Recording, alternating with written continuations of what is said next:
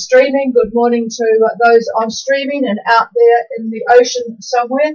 It has been a little bit torrid out there, so we do feel for you folk, but it sounds like many of you have homed in on Minerva, which is good. This is Patricia and David, Gulf Harbour Radio. It is the 23rd of May, Thursday, and we actually have some blue sky today, which is a bit of a relief. The temperatures just dropped from 15 to 14, which is not very impressive. It sometimes does that in the morning here. You start off with one thing, then it goes to another. I'm sure there's some meteorological reason for it, but it was dark when I originally looked at the temperature, and now it's lightning and it dropped a degree. 1025.7 on the bar. Always coldest before the dawn. Always coldest before the dawn, he says. Well, it was, yeah, okay. And that's a steady bar, and there is no wind from the southwest. It's really funny, isn't it, that we're sitting here with absolutely no wind, and you've got it quite snotty up where you are. So we also had a report that it's not very pleasant in Tonga. So we'll go on. It was just interesting, particularly for those in Minerva. We had a report in yesterday, and it's always good to for people to describe things well. Ambler 2 did a very good description on it of their last couple of days. They were going from New Zealand to Tonga, and they had a very nice 6-day passage and a day in Minerva, and then it, well, I was going to say the shit hit the fan, but that's not very descriptive, is it? Yeah, the last 30 hours were, I'm quoting this now, the last 30 hours were initially spent motoring into a stiff 20 to 25 knot northeasterly breeze, followed by a gusty reach towards the end. But Huey had more in store for us. Conditions deteriorated to winds gusting 40 knots with heavy rain showers, most unpleasant, especially in the dark of night. As a prelude to this unseasonal tropical depression developing, we saw a water spout, which in hindsight was an indicator of the unstable atmosphere. However, that's the end of what I will quote. They managed to get through, and they've anchored at Atapa Island, not too far away from Tongatapu, and they called and are allowed to stay there until conditions improve. So that was a rather torrid, but I think there's quite a few on board, so they were able to take turns and get there. All right, and as I just was mentioning to Calais, North Star, who were going to be coming into Minerva later on today or this evening, they've decided to just hove to where they are, and where they are is 2542 and 17926 east. Have you tried to get them? Haven't got them yet, but I'll just give a call now. Actually, we wouldn't mind knowing what the conditions were. North Star, Gulf Harbour. North Star, and yes, we're hove to at 2540 and 179.27. The conditions right now are, I would say our average wind speed is about 25. We're seeing sustained periods up in the low 30s, occasional gusts that gets over the 40 mark, but and big waves. After a while, there's no point in trying to say how big they are.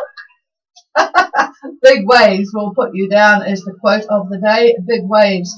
For those that are in North Star's skip at that position I just gave you, they are an average of 25, gusting in the 30 to 40 knot range with big waves. How's the boat sitting? Over. We're doing all right. We're about 60 degrees off the land, and not too bad. Occasionally one just comes over. What kind of boat? No, just what kind of boat? Comes up over the canopy and everything else. But we're sitting okay. And as we were trying to make the Minerva, and they got larger, we could have fallen off the backside of them. We could let all the front half of the boat disappear into the thing before it would come back out again. And I can tell that we're going to make it that way probably in time for it to even matter. So we Yeah, it sounds good as long as you are comfortable there. Yes, it's quite hard to set the boat up. David, I can't remember, what is the North Star? What sort of boat is it? Over? Tayana, and what was the length? 52-foot Tayana, yeah. Good. We started life in a Hans Christian 38 Mark II, and boy, they in heavy conditions they do handle it well, don't they? The Tayana is pretty similar. All right, thanks for that, Steve. Good description there. It's certainly not very pleasant out there, and I wouldn't mind hearing from Kaya as to where they are, and also I think Echo is comes on a bit later. But is there anybody else wanting to give a position at this point? Please call now. Kaya, go ahead and tell us where you are and what your plans are. Over. Yeah, position is 24 degrees 17 south, 178 degrees 51 west. Heading is 290 true and 6 knots.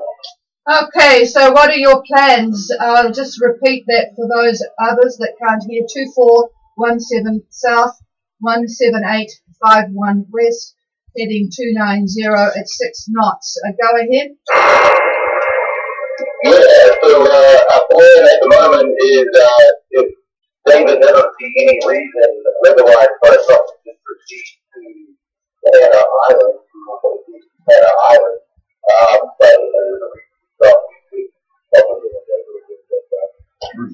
Okay, going to Tanna, and what are your current wind speed directions and wave swell height? Over. Yeah, wind speed, it's probably 25 to 30, 35, wave, 4 meters, a bigger one coming through. Okay, got that. Estimated wind 25, gusting 35 with 4 metre plus waves. All right, well, your area is included in David's roundup, so we'll cover more of that shortly. All right. I don't know who's doing roundup. Oh, it's rounded. Okay. All right. Thank you for that, and we'll wait. I think closer to the time. Or is Echo, are you on frequency at the moment? Yes, good morning. On frequency, the 15955. We've got about 10 to 12 knots of east-southeasterly, 1 meter speed, and we're moving on at about 4 knots. Oh, sounds pretty pleasant there, doesn't it? Big difference from further east. I'll need your latitude again. Over. Latitude 2736. That's the second Romeo. Ooh, that's the second Romeo, boy.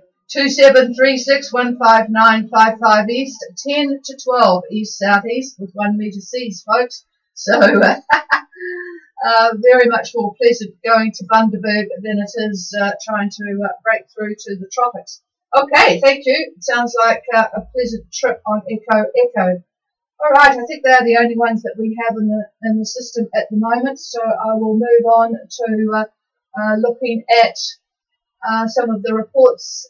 It sounds like a nice day in Savu, mostly clear skies. Thank you very much. 1011 and Vanuatu up there, just north of Havana. 50% cloud cover. It is in Havana still. Thank you, Diego. And it's calm and Whangarei as it is here. Quick bit of news for those foodies amongst you. The entire Jamie Oliver restaurant group has collapsed. You probably remember that in Australia he had to put 24 million of his own money into it last year, but it still got bought out in Australia. But now the 25 eateries across the UK have gone under. They went into receivership yesterday. Just a lot of reasons for it. The usual: higher rents, higher food prices, increased competition, Brexit, probably global warming you could throw in there as well. But anyway, I use that word in my presence. all blamed, but basically it's the very, very difficult high street restaurant business. It evidently is just changing rapidly, and you need to have a business that reflects that rapid change in what people are wanting. And the smaller eateries are able to do it, but not the more high level upper class ones. People are just not spending vast amounts of money on food at the moment. So there you are. Actually, another interesting thing, there was a little snippet about the price of coffee. Now, that's where you can make money, not in the restaurant business, particularly in New Zealand. Our New Zealand flat white in Auckland, this is now $4.80. So someone did a survey around the world, some very strange places, I might add. Istanbul, a Turkish kavisa is $2.05, less than half. Addis Ababa, I'm not sure that I'd go to Addis Ababa for coffee. A Buna is 25 cents. You're a coffee person, I suppose that's one advantage. In Rome, an espresso is $1.70. These are all equivalent prices to New Zealand. Bogota, Tinto is $1.80. Vietnam, a Cafe Suada is $1.90. So, boy, there's a lot of profit in New Zealand when they sell something for $4.80. Amazing. True. Jeez, it's terrible. Just from Southeast Asia, the Indonesians had another vote for a president. Riots after it finished when President Widodo was elected for a second term. 6 people killed after the former Special Forces commander, who was also running, refused to accept the result. I guess they're used to winning when you're in Special Forces, so bit of a riot over there, particularly in the capital. And one interesting factor, Washington, this is pretty gruesome actually, Washington has become the first state in America to legalize human compacting as an eco-friendly alternative to cremation and burial. I would have thought if you buried, that was sort of fairly eco, because you would take a long time to decompose, but this must be a faster technology, let's say, called a natural organic reduction process. They put you in a compactor first? I don't know whether they put you in a compactor. But anyway, it turns human bodies into approximately 2 wheelbarrows worth of soil. So there you are. That's another option for you when you are ready to move on. And don't forget, you've only got 6 years to go before you I'll be great for your garden. Yeah, it will be good for my garden, because a bag of compost is, I think, what did I say? It's about $9, I think. I'll tell you what. $12, I hereby give you my compost. Okay, so David's just hereby, you heard it here first, folks. He is going to give me his compost. All right. I don't think there's anything more that I wanted to talk about. There's some good reports coming in, and I will pass the microphone because I'm not sure that he has got good news. But anyway, well, there might be some good news. Well, there's good news in that at Minerva, thanks John, there's no rain. 22 to 25 knots in easterly. Someone's got their instruments on. 1015.5. So thank you for that. And Jeffrey on Flying Fish is at Matto, and that's in the sort of getting down the southern lagoon of New Caledonia. What's got a wind there? Easterly 19, gusts of 24, rain squalls overnight. God, it's not exactly wonderful. And the other bit of news from me, those people that are going to New Caledonia eventually this season, you would know that they issued a requirement to have personal health insurance that included repatriation, which is kind of an expensive option to add to health insurance, even if you've got your own personal health insurance. But I asked Fatty on Ganesh what happened when they went in, and although there was a sign there that said that was required, nobody asked, and so they didn't mention it. So that was good news. But some of you have got Diver Dan insurance anyway, but it's good to know that there is, it's a French way, isn't it? They have a requirement, and then there's that Gallic shrug. Yeah. So, all right, we better move on here. Here's David with the weather update. Yes, good morning. And I am taking a look at the wave height models. Patricia had mentioned the seas, and the reports that we have received are pretty much in agreement.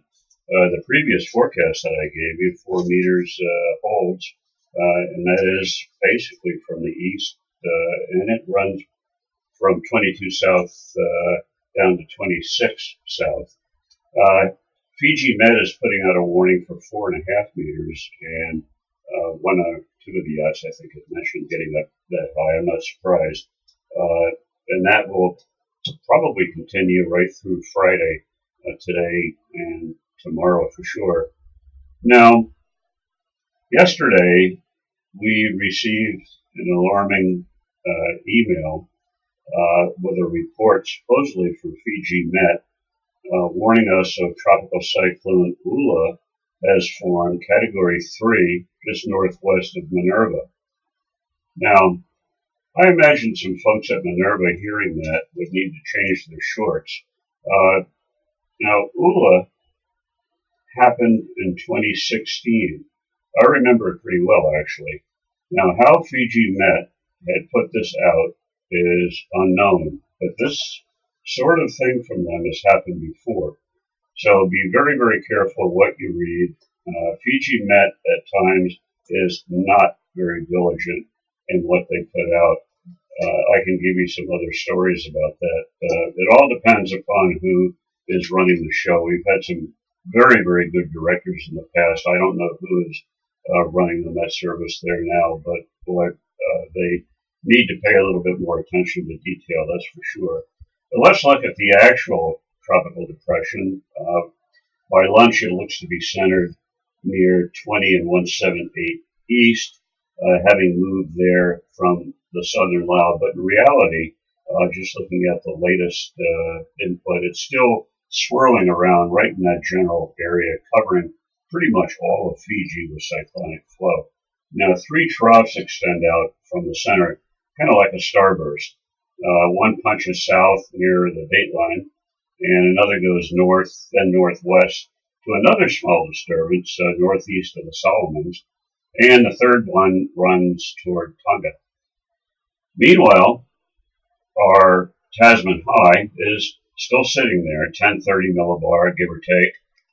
That's the sun out to about 150 west, so out toward French Polynesia. And again, everything south of 40 are depressions. You get seasick just looking at the chart.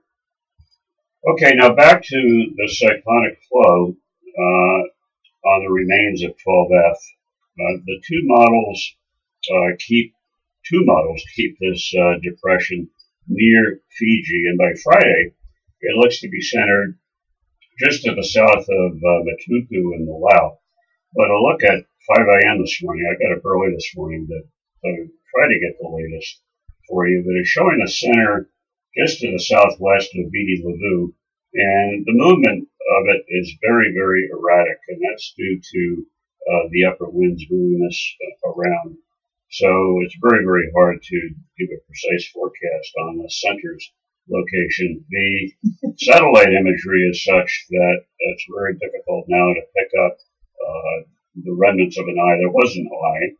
You could see it on the IR imagery. The black dot that you see usually represents the eye. Now, EC shows a polar dip by Saturday, and so does GFS as well.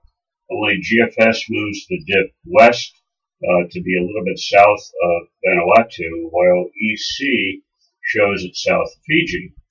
And by the way, GFS is they have finally picked up the tropical depression that's over Fiji. And this is actually the first time I think that they've done so in the last week. I don't know what's happened, what actually we're getting, because they have gone to a new version, and I'm not sure what is getting picked up to be sent out on the airwaves to us. But anyway, having the two main models start to agree is a good sign. Now, regarding GFS, by Friday, the dip that they claim will be south of Vanuatu moves east to 175 east, bringing north to northeast winds from 25 south to Fiji or Tonga. That's not very nice. Then a frontal band running through Minerva to Fiji by late Sunday, for those of you in Minerva. Now, that's sort of a slap in the face as well. Now, winds, the good part of it, I suppose, wind is light to moderate, although you wouldn't think so underneath a large CB if you happen to be under one. And GFS shows actually perfect conditions on Wednesday to go to Tonga or Fiji. Light southeast winds, give or take, almost back to the trades. So that's a very good sign. Now, EC, on the other hand, shows, well, I'll tell you what, it shows a chance to go to Tonga maybe on Saturday. The winds at that time in Minerva should be 20 to 25 out of the east, sort of like what it is now. But that's about a 2-day trip to Tonga-Tapu. Sunday looks like east 25 knots at 22 south, so you'd be about halfway there then. And then Monday, east-southeast winds about 20 virtually everywhere. That's if you want to do that. If you wait to leave Monday instead, it looks, as I said, east-southeast 20. Tuesday, possibly easterlies in the 15 knot range. And your arrival Wednesday, east to east-northeast, about 10 to 15, so pretty light air on Wednesday of next week. Similar strength winds to Fiji, but northeast winds on Wednesday are not a great direction, are they? But they are forecast to be light, about 10 knots or so at 20 south, and that goes on to Fiji proper from there. So frankly, the way it appears now, Monday looks like the best of all of the choices to leave Minerva. Going to Tonga or Fiji earlier means that you are still going to be in the high wind band. Seas today, like we said, 4.5 meters. North Star has given us a pretty graphic description of what things are like out there. Not nice, not trivial. By Saturday and Sunday, I'm seeing 3 meters from the east, so it's coming down. Monday, still 3 meters, but it looks like there's going to be a shift in direction coming from the southwest. That's good news, giving you a little bit of a push as opposed to a bash. Tuesday sees the seas dropping even more, I think, about 2 meters, maybe 2.5, but not bad at all. So for you impatient ones, I suppose you can go virtually any time and hope nothing breaks, and run the risk of your spouse or partner hitting you over the head with a frying pan. Or you can just hang in there and wait. The models are changing all the time. It's a little discouraging to see how difficult it is for them to handle these upper level conditions. And if you were to look at the 500 millibar, you would see what I mean. We've got a whole series of very, very small short waves up there, that these little packs of energy that when they're, if you were to draw a line through them, the east side of them is where you get upflow, and that is what causes not only the winds, but the convective activity as well. And they're all over. So that's what the problem is. Not much we can do about it unless we have a direct line to the man upstairs. Okay, let's look at the islands briefly now. We need to hold this so long here. Tonga Met is continuing with a heavy rain warning and flash flood advisory for the group. The strong wind warning remains in force for Vavau, the Hapais, Tonga-Tapu, all of the land areas there, but gale warnings are issued for all of the sea areas throughout Tonga. And they have a damaging swell warning for all of the coastal waters. So the forecast is for east to southeast 20 to 25, rising 30 to 35 knots later on today. And poor visibility in areas of heavy rain and of course the thunderstorms that are associated with this. So not red hot for Tonga.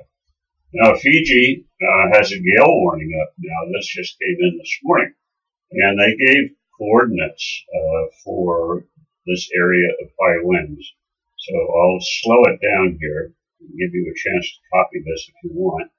So they say, quote, in the area bounded by 18 and 174 west, 18 172 west, 19 174 west, expect northeast to southeast winds to 35 knots. In addition, a heavy swell warning is in force for southwest Viti Levu and the Mamanuca waters, southern Koro Sea, and the southern Lao. And I can believe that looking at the microwave satellites. A lot of wind to the south. What else? Oh, yes, then they put out a release number 31. And they say Tropical Depression TD11F is passing to the east of Fiji. Associated strong winds and trough affects the Lao and Loma Viti group. Well, yes, the depression is there, but it's not 11F. 11F we had some time ago. We actually have 12F now. So I don't know what's going on with Fiji Met, but there is another very perfect second example in one day of Fiji Met giving us wrong information. So just, I caution you, be careful what you read, look at your own charts, and draw your own conclusions to a large extent. I'd like all of you to get the New Zealand synoptic charts. It may be a pain to get them in, but it's worth it. Now, back to Fiji again. Obviously, with the TD where it is, we're going to have cyclonic circulation around the Fiji area and through Saturday as well, from what I can see. So the winds are going to be all over. It just depends on where you happen to be. Well to the north, they're not very strong at all, but they will be from different directions. And moving on quickly, Vanuatu doesn't look bad on satellite imagery. The wind southeast 15 to 20 in the open water. Lighter air tomorrow, south to south-southeast, about 10 to 15, and light on Saturday as well. Wind south to southeast. There's a chance to, if you're in the north, to go south, even though the winds are on the nose, but having light air like that for open water Vanuatu doesn't happen all the time. So it's a chance to fire up the motor, do a little motor sailing south if you need to do that. Otherwise, quite pleasant to be moving around to go north and whatnot. Okay, Newcastle looks fine on imagery as well. There's scattered cloud. The clouds looking at the loop moving southeast to northwest. Winds in the southern lagoon, southeast about 15 to 20. Now, Friday, I'm seeing a shift to southerlies up to about 20 knots, plus rain showers. And possibly late on Friday, there may be a shift to the south-southwest in the 15-knot range with rain. And Saturday, just looking at it a little bit further, possibly northwest, 15 to 18. So if you're out in any of the ELOs, the northwest wind, there's places you can find protection in the ELOs, but you need to know where they are. Otherwise, find some other spots closer to Grand Terre. And that's it for me. I hope you understood most of that. And we'll keep looking for you and report tomorrow. Here's the boss. Well, I will call for any questions and clarifications, but for old Stella on Exocet Strike, how she's going to convey all of that to the radio impaired folks in Minerva, I don't know, but good luck, Stella. And I wouldn't mind hearing from Lucy if you can still hear us, Mike.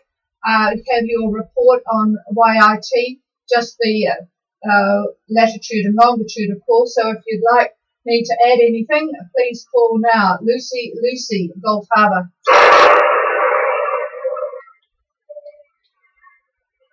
Nothing heard. They might be in my skip. Who's up there that's got a good signal sitting there doing nothing? Anahata, David, are you still at the radio, and could you give Lucy a call, please?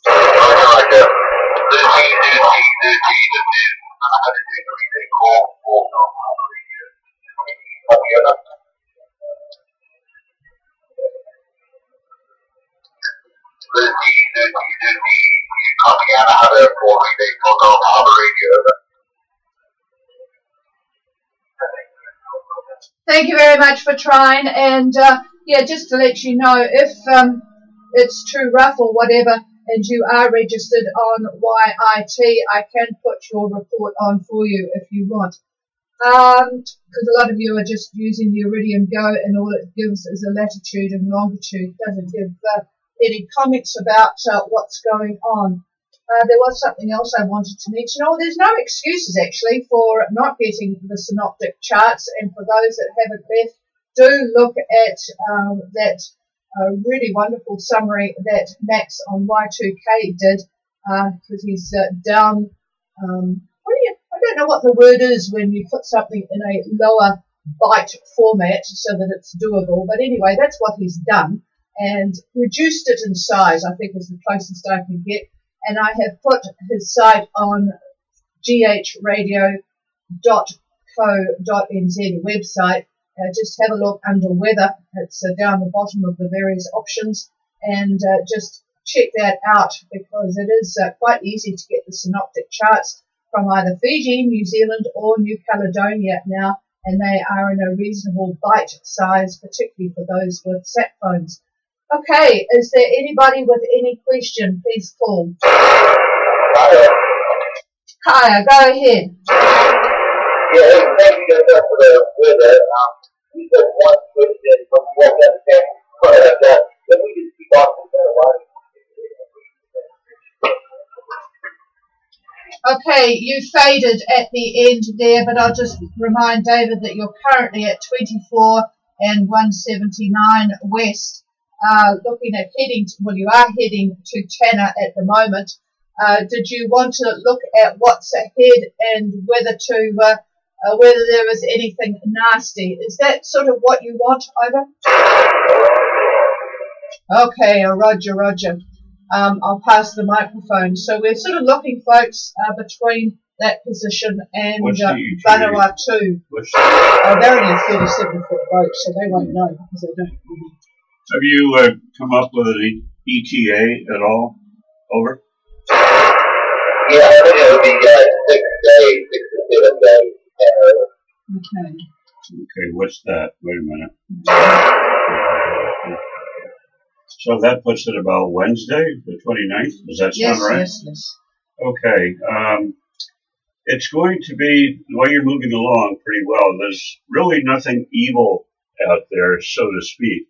There are troughs that you're going to encounter, and there's also some areas of pretty light wind as well. Once you totally clear the date line and get into the east longitudes, things improve. The high wind area tends to just totally diminish at that point. Let's see here. I want to do one other thing. Hold on.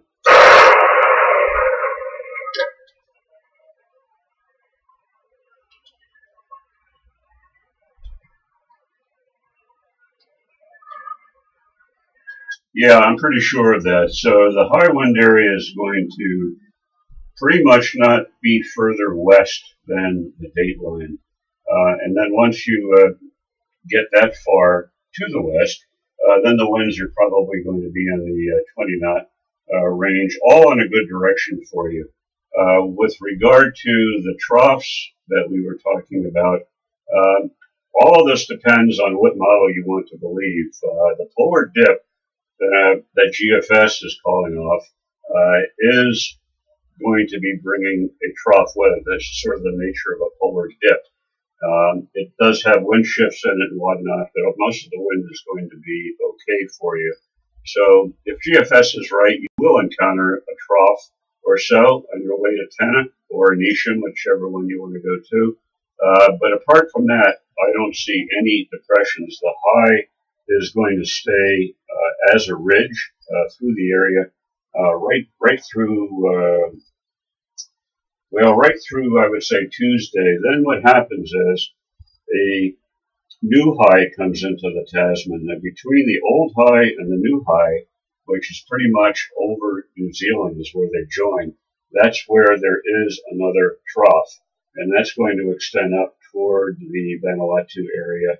But I think you'll be in actually before that actually gets there, and your winds are going to still be in a pretty good direction. So no, I don't see any real problems for you. Over.